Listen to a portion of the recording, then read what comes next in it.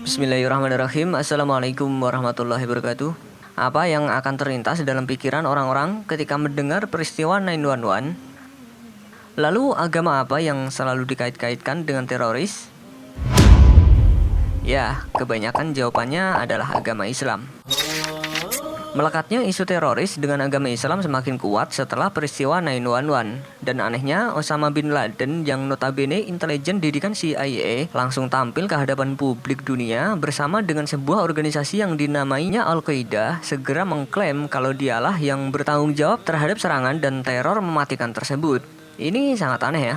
Dan celakanya, peristiwa 911 merupakan puncak fitnah terbesar bagi umat Islam di seluruh dunia. Karena Amerika Serikat menuduh secara sepihak bahwa umat Islam sebagai biang teroris. Akhirnya orang-orang barat tidak tahu atau malah tidak mau tahu mana yang cuma jadi kambing hitam dan mana yang kambing beneran. Padahal kan sejarah tidak dimulai pada 11 September 2001. Mungkin ada yang sudah tahu dengan adanya sebuah teori yang dikemukakan oleh Samuel Huntington, di mana dia menyebutkan dalam bukunya yang berjudul The Clash of Civilization atau Benturan Peradaban, bahwa identitas budaya dan agama seseorang akan menjadi sumber konflik utama di dunia ini. Menurutnya, negara-negara barat tidak lagi menjadi kekuatan utama karena telah muncul kekuatan baru yang menandingi barat, yakni peradaban Asia dan peradaban Islam. Islam telah memasuki sebuah fase di mana Islam memiliki kekuatan dalam politik, ekonomi, dan budaya. Hal ini terlihat di beberapa negara yang dalam kebijakannya selalu mempertimbangkan posisi kaum muslimin. Teori benturan peradaban oleh Samuel Huntington masih satu paket dengan tujuan barat guna memperkenalkan agama Islam sebagai musuhnya barat. Dengan lantang, Huntington menyebut peradaban Islam dan barat pada akhirnya akan berbenturan. Peradaban di dunia ini kan silih berganti ya. Menurut Huntington, garis perbatasan antar peradaban selalu diwarnai dengan konflik yang bukan lagi berkepanjangan, melainkan juga berdarah-darah. Tapi apa iya ya, konflik berdarah itu hanya karena peradaban Islam atau karena agama Islam? Dan apa yang terjadi jika Islam itu tidak pernah ada dalam sejarah? Apakah dunia masih sama seperti sekarang? Seorang mantan wakil ketua National Intelligence Council di CIA yang bernama Graham E. Fuller pernah menulis sebuah buku yang cukup kontroversial yang berjudul Apa Jadinya Dunia Tanpa Islam yang telah diterjemahkan ke dalam bahasa Indonesia pada tahun 2010. Dilihat dari kata pengantarnya, dia mengajak kita untuk membayangkan sebuah dunia tanpa agama Islam. Agama Islam yang dimaksud di sini adalah agama yang diperkenalkan oleh Rasulullah Muhammad SAW. Karena buku ini ditujukan untuk pembaca non-muslim yang telah menganggap kalau Islam adalah agama yang lahir belakangan. Ya, kita simak rangkuman dari buku ini. Sebelumnya mohon maaf dulu ya kepada teman-teman kita yang non-muslim yang kebetulan melihat video ini. Kita tidak bermaksud menyinggung. Dan kepada teman-teman muslim, sementara kita pakai dulu kacamata dari penulis buku ini.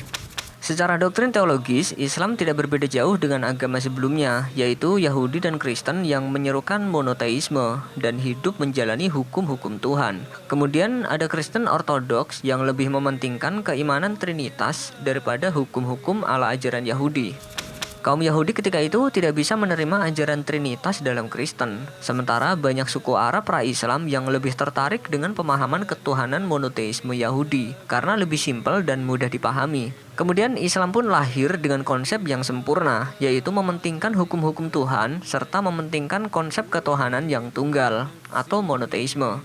Dari sinilah konflik terjadi ketika para penguasa pada masa itu menggunakan alasan agama untuk membedakan mana yang benar dan mana yang salah, mana yang memang ajaran agama dan mana yang bid'ah. Penguasa Romawi yang menggunakan ajaran Kristen menyebut penganut Yahudi bukan sebagai agama, tetapi sebagai kaum yang menolak ajaran Yesus dan menganggap umat Islam adalah pelaku bid'ah. Mereka juga menyebut Islam dengan nama kafir. Padahal penguasa Romawi itu sebenarnya punya kepentingan politik dan ekonomi. Jadi agama buat kedok aja.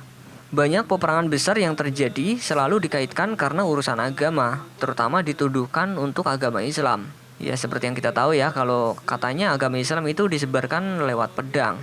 Padahal konflik panjang ratusan tahun antara Romawi yang menganut Katolik dengan Konstantinopel yang menganut Kristen Ortodok jelas bukan konflik antara agama karena dilakukan sesama penganut Kristen yang bahkan sebelum Islam datang. Malahan ketika Konstantinopel ditaklukkan Sultan Mahmud pada 1453, orang-orang Kristen Ortodoks merasa beruntung karena mereka tahu gereja-gereja Ortodoks akan tetap hidup di bawah pemerintahan Islam. Sejarah Perang Salib ketiga, di mana tentara salib dari Eropa yang awalnya bertujuan membebaskan Yerusalem dari penguasaan pasukan Muslim, malah berujung pada peperangan dengan Konstantinopel yang sesama Kristen. Puncaknya pada Perang Salib gelombang keempat, bala tentara salib mengabaikan misi merebut kembali Yerusalem demi Kristen. Mereka berbelok sasarannya sangat jauh dari Yerusalem dan justru menyerbu Konstantinopel serta membunuh warga kota itu secara kejam, meskipun mereka sama-sama Kristen. Kedua kubu Kristen ini terus saling berperang bahkan ketika umat Islam sudah berhasil merebut kota suci di mana Yesus dilahirkan itu. Kesimpulannya, perang salib bisa saja tetap akan terjadi walaupun tanpa adanya faktor Islam. Selanjutnya, ketika Islam di India Selatan yang akhirnya berdiri dinasti Mughal, kedatangan pasukan Inggris yang memihak komunitas Hindu dimanfaatkan oleh gerakan radikal Hindu untuk melakukan balas dendam yang sudah lama dipendam kepada komunitas Muslim. Persoalan ini belum berakhir hingga India merdeka, yang akhirnya umat Islam membentuk negara Pakistan. Kemudian perluasan Islam ke Cina juga tidak bisa disebut sebagai peralihan peradaban yang berdarah-darah. Justru penganut agama Islam berperan aktif dalam sejarah kerajaan Cina. Ya, ini bisa kita lihat dari kisah Laksamana Cheng Ho yang punya misi pelayaran untuk meneguhkan kekuasaan kekaisaran Cina di kawasan Laut Selatan. Yang paling mengkambing hitamkan Islam adalah teror atau peristiwa 9/11. Itu bukanlah khas agama Islam. Bahkan daftar organisasi teroris yang dicatat di Eropa sebelum 9/11 sebagian didominasi oleh organisasi komunis, gerakan ultrakanan, dan fasis. Konflik perang yang paling banyak menelan korban di abad 20 yaitu Perang Dunia Pertama, Perang Dunia Kedua, dan perang-perang besar yang lain bukanlah karena alasan agama, apalagi agama Islam dibawa-bawa.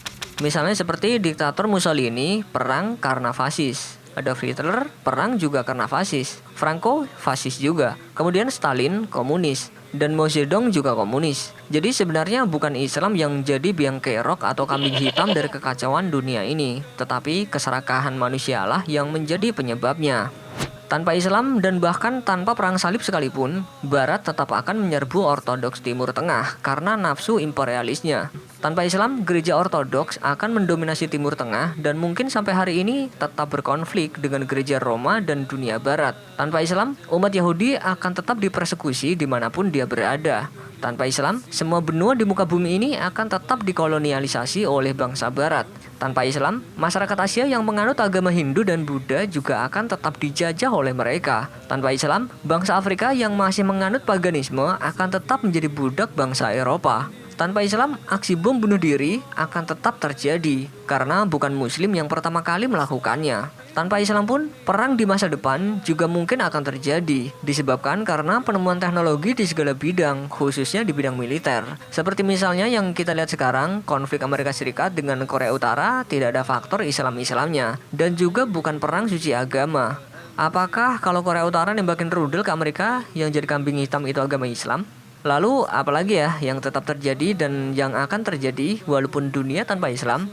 Coba tulis pendapat kalian di kolom komentar. Wallahu a'lam bishawab. Wassalamualaikum warahmatullahi wabarakatuh. فإن لقيتني سأذكرنك